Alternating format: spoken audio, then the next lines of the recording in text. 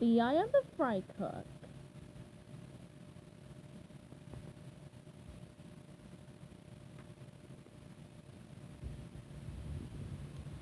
On his way home from work one Tuesday afternoon, SpongeBob noticed a brand new building on the streets of Bikini Bottom.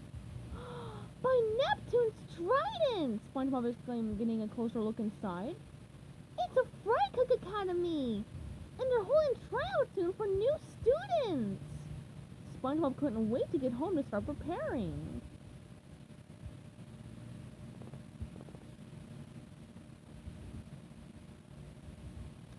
As soon as SpongeBob got home, he told Patrick the wonderful news. I've been waiting for the day when Bikini Bottom will get its very own Fry Cook Academy, SpongeBob said. This is my chance to learn from master chefs from around the world. SpongeBob gave Patrick a set of flashcards.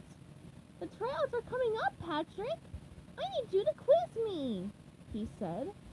Patrick held up the first card for SpongeBob to see. Name this tasty fruit, he said. SpongeBob squinted at the picture. Apple, he answered. Nope, said Patrick. It's a cherry. Patrick held up the next card. SpongeBob leaned in closer to see the card better, but he got that answer wrong too. Gee, maybe you need to see the eye doctor, Patrick suggested. Don't be ridiculous, Pat. I have perfect vision, said SpongeBob. Try one more. After 5 wrong answers, SpongeBob finally realized that maybe Patrick was right.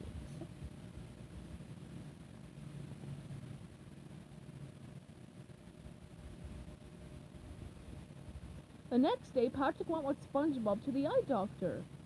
Hello, I'm Dr. Finns, and I'm an optometrist, the doctor said. Oh, what's an optometrist? Asked Patrick.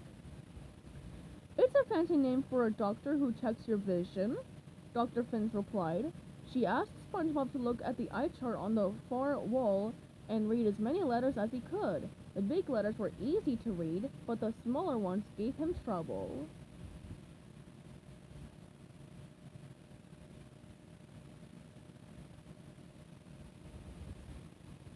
Did I do okay, Dr. Finns? SpongeBob asked when he had finished. You did just fine, SpongeBob, but it looks like you're going to need glasses to help you see things that are far away, Dr. Finns explained. Did you hear that, Pat? SpongeBob asked excitedly. I get to wear glasses just like Barnacle Boy! But SpongeBob, Dr. Finns interjected, you shouldn't wear them all the time, just when you're driving or when you need to see, when you need to read signs that are far away. Then she had SpongeBob look through a special machine to figure out which lenses helped him to see best. Which set is better, 1 or 2? She asked, changing the lens inside the machine. 2, SpongeBob answered. This went on for a little while until Dr. Finns found SpongeBob the right glasses prescription.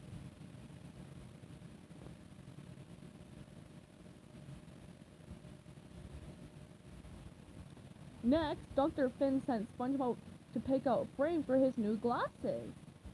How about these, Patrick? SpongeBob asked, holding up a sophisticated-looking pair. Nah, too old-timey, Patrick said. He handed SpongeBob another pair, and another, and another. After what felt like forever, they finally found a pair of glasses that SpongeBob liked. The next day was round 1 of the Fry Cook Academy tryouts. Welcome to the first round of auditions. I'm Chef Skillet, said the instructor. Today you'll be preparing the classic dish, kelp in a blanket. Those of you with the most delicious dishes will move on tomorrow to round 2. Ready, set, cook.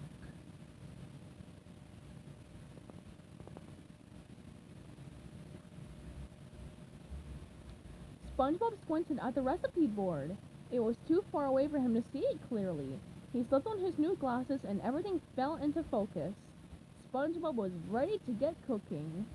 As he chopped, diced, whisked, and stirred, SpongeBob's glasses began to slide down his nose.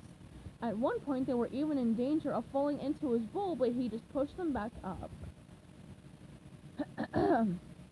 At the stove, The steam from the boiling pot made SpongeBob's glasses fog up. He wiped them clean as best as he could, but the lenses were smudged. SpongeBob thought about taking his glasses off, but the kitchen was so messy, there wasn't an inch of free space for him to put them down.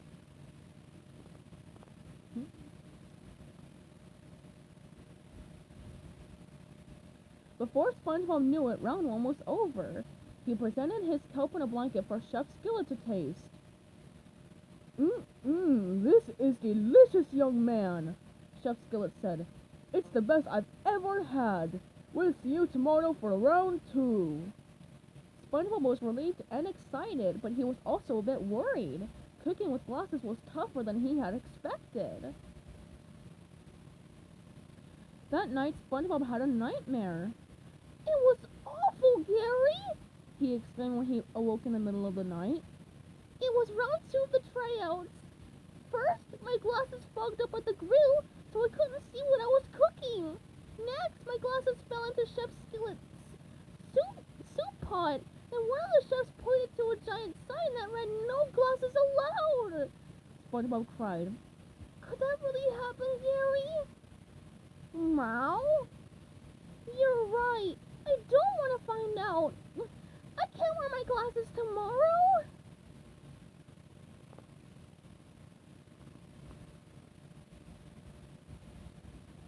The next afternoon was round two of the tryouts.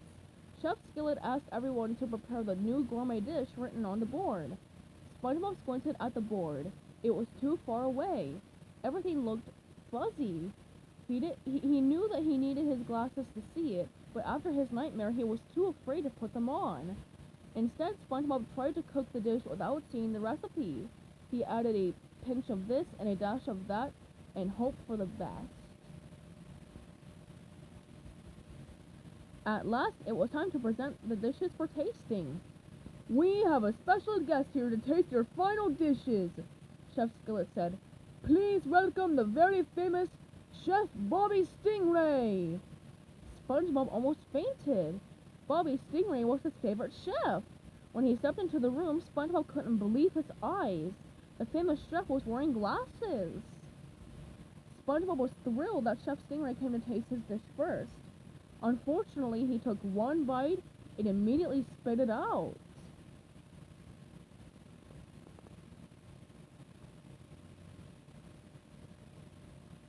Wow! What happened here, Mr. Squarepants? Chef Stingray asked. Chef Skillet said your dish yesterday was the best he'd ever tasted. SpongeBob was now embarrassed that he'd let a little thing like a bad dream stop him from doing his best in round two. Well, I should have been wearing my glasses to see the board, Chef Stingray, but last night I had an awful dream about them falling into a boiling pot of soup. I guess I was just too afraid to wear them today, SpongeBob confessed.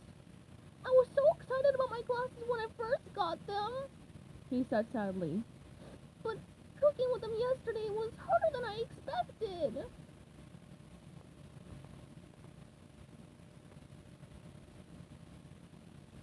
Hey, I felt the same way when I was just a young Ray, Chef Stingray said. But your glasses are there to help you succeed, not to scare you or make things harder. You just need to get used to them.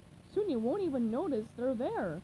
Glasses even make some things like reading the recipe board a whole lot easier. Do glasses make cooking easier for you? SpongeBob asked. They sure do. I can't cook well if I can't see what I'm doing, he said with a chuckle. Are there other famous people that wear glasses? Tons, Chef Stingray said. There's Chef Gordon Clamsy and Martha Stewfish and... Oh, I know one! SpongeBob called out. Barnacle Boy! Part of the greatest superhero team of all time!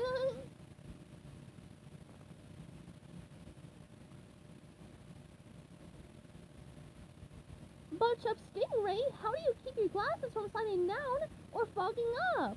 SpongeBob asked curiously. Chef Stingray reached into his pocket and pulled out a no-slip elastic band and a special cloth. He gave them to SpongeBob. These will help you keep your glasses in place and clean your lenses when they fog up. Thank you, SpongeBob said happily. He was feeling so much better about his glasses already. You're welcome, Mr. SquarePants. Listen, I'll make you a deal.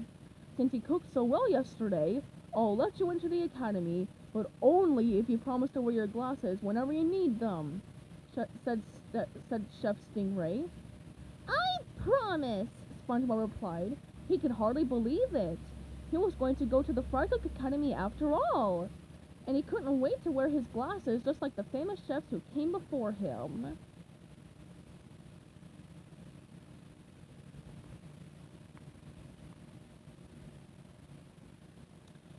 Weeks later, SpongeBob had just finished his first class at the Fry Cook Academy. Chef Stingray was there to taste his first dish. Oh, yum! This pasta is absolutely delicious! Chef Stingray exclaimed. Thanks, Chef Stingray!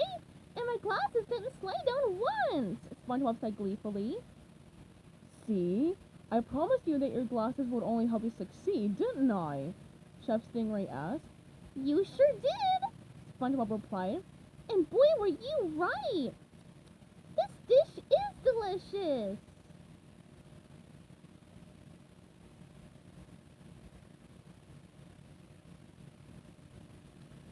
The end.